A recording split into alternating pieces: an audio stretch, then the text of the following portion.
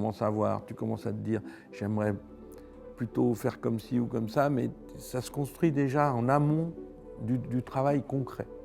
Voilà, moi c'est comme ça que ça fonctionne un peu. Et puis après on essaye d'exprimer ce qu'on ressent ou ce qu'on voit.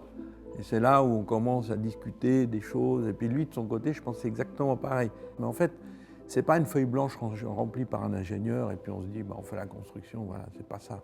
C'est pas que de la technique. Là, il y a des choses qu'il faut trancher, il y a des avis différents.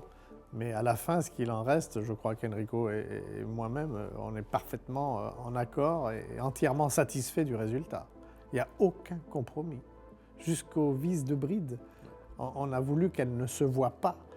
Bien sûr, le mouvement a la forme de la double ellipse très connue chez Daniel Roth, mais l'esthétique va jusqu'à la moindre vis de bride.